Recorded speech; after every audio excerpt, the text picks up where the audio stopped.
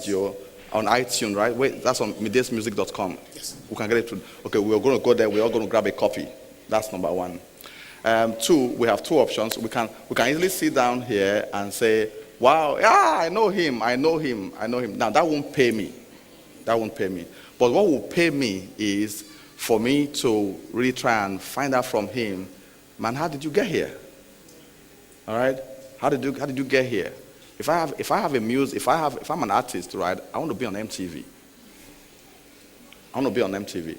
Now, I want to be on a leaderboard somewhere. He said something that he says on top 10. Yes. 10. So that's a leaderboard. If it's on top 10, it means that somebody is ranking this thing, somebody is, So I would like to know. Secondly, the quality, man. The quality, and that's the reason why I want to quickly have a chat with him, because people may not know the gospel, but they know excellence when they see one. People may not know the gospel, but they know the spirit of excellence when they see one. So behind every product or service of note is an excellent spirit. So I would like to talk to him about about his spirit of excellence. I would like to talk to him about that. I would like him to teach us that, because it's very clear. It's very clear that he's good at what he does. Okay, it's very clear that he has a product out there that cuts across race, cuts across culture. So he's come up with a product that is diverse. Now he's come up with that product also from the Spirit of the Lord. So where do I start from? I don't know if I should throw it to the audience or maybe just ask you. But first, you tell me, this video, did you really expect it to hit this? I don't know. Tell me about this. What you put into your work, your thoughts behind your work. Let's start with that. Thoughts behind my work. Yes. I with everything that I, especially music related, I always try and make it an expression of myself. So with this song, what we did was I knew the message of the song, but I still wanted it to kind of have something of myself in it. So what was really odd was where we shot the video and what the video now looks like. There's quite a bit of there's a gap, and there's a gap that's unexplained from just watching the video. And anybody can testify that where we shot the video, we made it into what it is. We shot the video in a room. We shot the video in a room, and what we were able to bring out of that, plus the expression, plus the angles and everything else, it really took all of us kind of putting pen to paper and drawing it out what we wanted it to look like and everything, and that's the kind of thought that goes into doing something like that. Is we had an end goal in mind. I knew that I wanted it to be a video that would show on TV. That was what I defined from the get-go. Okay. So my previous videos were good, and they were good for where I was at that time. But I wanted something different, something bigger. Okay. So I wanted a video that would be good on TV. Yes. All right. So how do you work backwards? Because I have people. I know that one or two people in the audience. I want to write a book that is a bestseller. I want to sing a song that will be global. I want to have a global ministry. I want to start a business that will be global. But how do you work back? So you have this idea. I want to be on TV. I want to be on TV. So basically, you are saying that this was the goal. Yes. Okay, so I'm not surprised at the way it's turned out. But now let's back up to, you on the bed thinking, all right, I'd like to have a video on TV. So what next? What next? How does that affect your everyday life, your thoughts, your routines, your disciplines? How? There's a question I asked myself when I decided to go into music full time, which was the kind of artist that I wanted to be like. And I kind of modeled myself after them in the way that they write songs and the way that they do everything. With this video, because I knew I wanted it to be on TV, I looked at some of the best videos that I liked and why I liked it so much. So I analyzed what was already out there, and then I tried to do something that would compete or something that could be in the same bracket as those things. There's a video by Kirk Franklin, Smile. I don't know if anyone's seen that video, Kirk Franklin, Smile. It's a very similar concept. Only all you see is the faces and everything else. So I knew that I wanted this song to communicate on several different levels, and one of the ways that I thought to do that was to mimic something that I'd already seen, and just give it a twist. So I saw something, and then I put my own spin on it. Okay, so I want to be a bestseller in anything. So the activity is irrelevant. All right. So we want to be on a leader. Want to be on a global leaderboard. So what you are saying is that get a model. Yes. So there has to be something that you've seen. So in other words, you did not have to reinvent the wheel, but you look at there's so many concepts out there. Yes, definitely. Okay. You look at whatever it is you want to be, whatever chosen field. You look at who is the best in that field, and then you look at where you are and where they are, and you try and put the steps together between where you are and where they are. Okay. And then so knowing what it takes to be on TV, knowing all the kind of contacts and connections it takes to get there, you do something that when you show it to anybody, and that's been the testament with this video, is everyone who's seen it has said that, wow, this is really good, I like this, quality is different. So those are all the kind of things that we needed to, so we had several drafts before the final piece, and at different levels we were like, no, it's not quite there yet.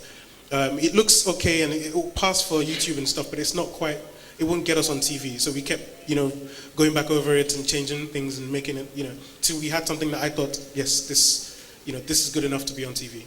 Okay. Well, I've heard you say, and we. How did you put this team together? And what did you look out for what did you look out for in putting the team together?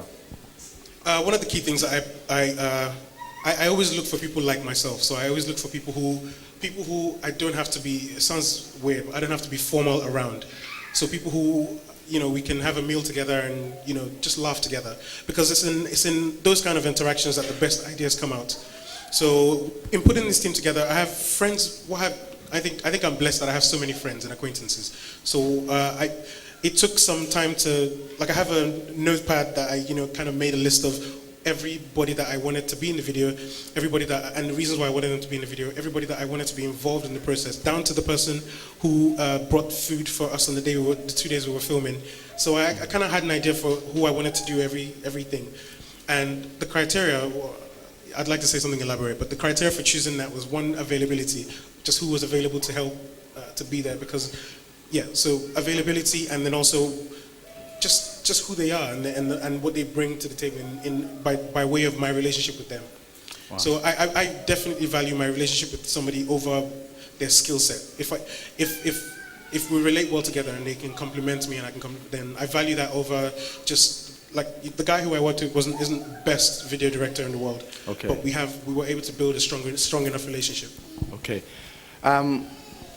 You looked into your friends and family. Yeah, I thought you were going to say, so I picked up, I went online, I did a search, and I called this producer, and I called that producer, and I called this, but you looked to your friends, so. Actually, the guy I shot the video with, he found me. So he saw another video that I did, and sent me an email that he wanted to work with me. Oh. And I think I met him in April, and we shot the video in May. So we shot, end of April. So it was a short space of time, but we immediately hit it off. He lives in out of town. He lives something shire, and he and he came and we met just one evening. We met and we just hit it off. We were on the same page, so so that gave me peace, and I thought, okay, we can work together, and that was it. And we just we can play this down, but from your work in church here, I know that you are a great leader. It's not the first time. I don't believe that this is the first time you're putting a team together. We are all beneficiaries of the team he's put together in the choir since Inspire. Please let me appreciate him for that. All right. Okay. It's one thing to have friends.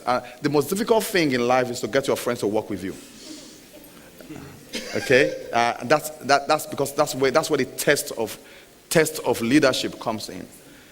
The most difficult thing in life is getting your friends to work with you. If you cannot get your friends to work with you, then it means that's a test of your influence, actually. Okay, your friends are a test of your influence.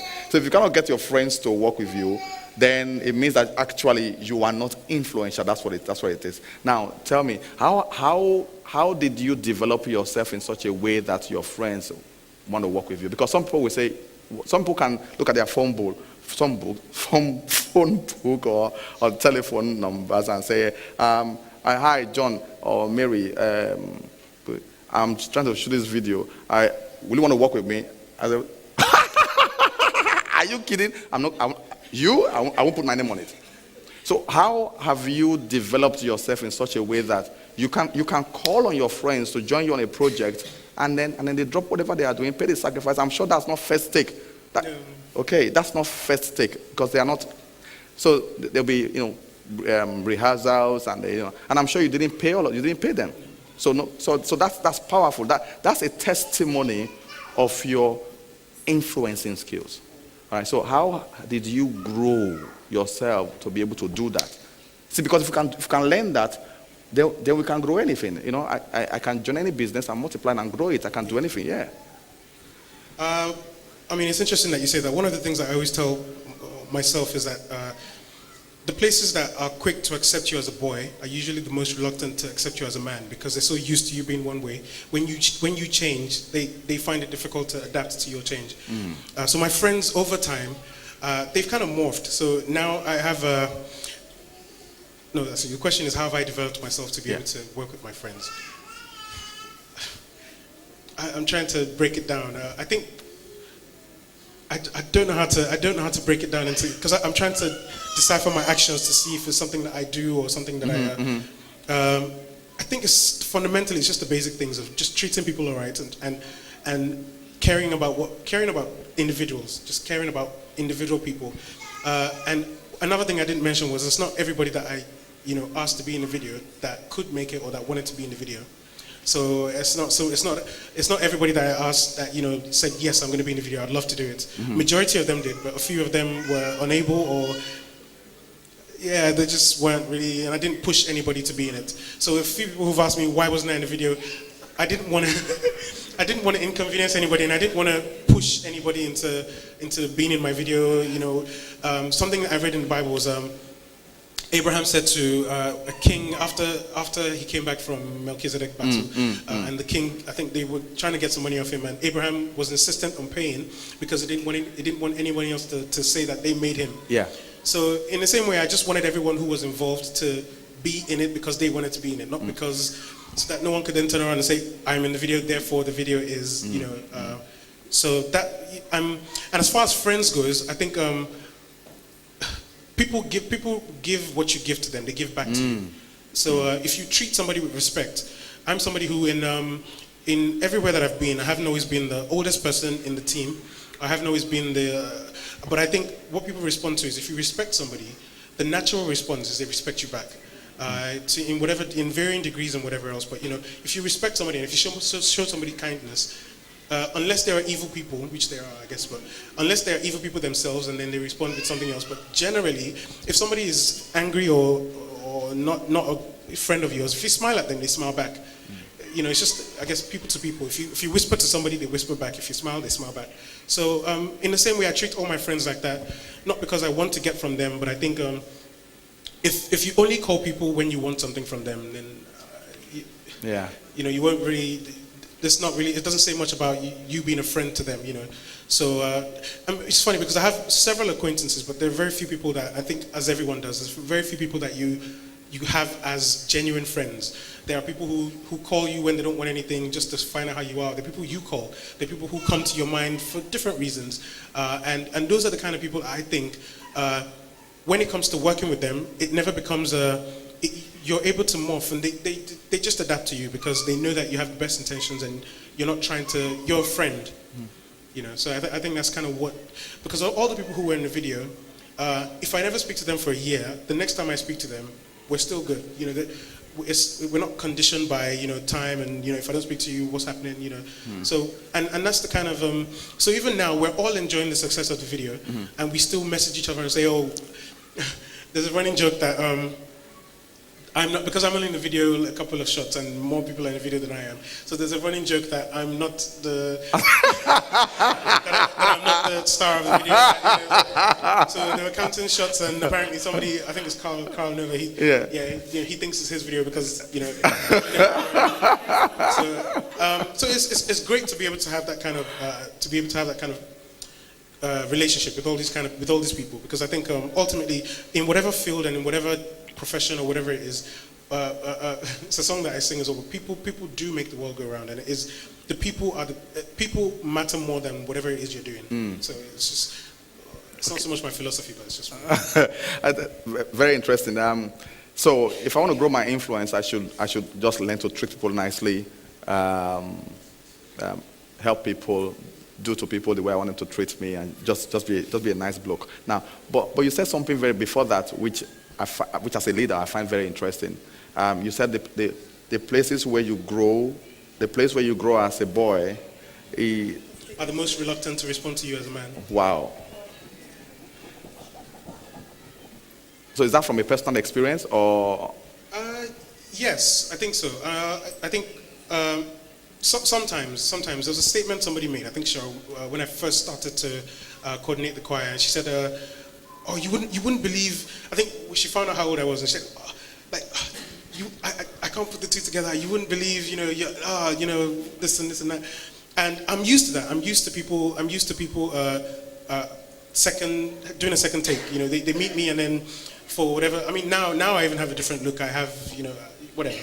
So I'm used to people doing a second take, and they either hear me speak or something, and then they look and they and they reassess me, and I'm used to that. So it's in my experience sometimes, because they're used to you. If they've known you before, they're used to you a certain way, and because people are people, and people you keep changing. No one is. So as I change, I find that people respond to you different, and as you grow, just places who know you a certain way, they sometimes are reluctant they can't get it into their mind that you're now somebody different. So they always look at you through the lens of who you were, and then Wow, that's powerful. I had an experience similar to that. I think I have a teenage son, biological son, and it was all okay when he was I followed him as a baby, as a kid in the house, and came home one day. I think I was in the room, and then he spoke, and when I heard his voice, first it was of defense. There's a stranger in my house. Because, he had this, manly voice. And all the while in my house, I've always felt like, there's only one man in this house, So I just realized that I found that it took me a few days, a few weeks to adjust to the sound of my son in the house as a man. It took me a couple of weeks, because number one, I didn't like him sounding like that. I didn't like him sounding like that. I wasn't used to that type of voice. I wasn't used to say calling him and say, "Yes, Dad," So again, the reason I'm saying this is that it's actually possible for someone to make transition across phases and people not realize that this person is growing, and this person is becoming a leader. He's growing. He's becoming aware and conscious, and still continue to treat them based on their earlier phases. And that's a big lesson for me also as a leader, because as a leader, people can join the organization, and in 2 years' time they change. If you do not adjust to their development, it's a matter of time you will lose them. Okay. So, but my time is running out. I want you to talk about. I've witnessed you lead a diverse and multicultural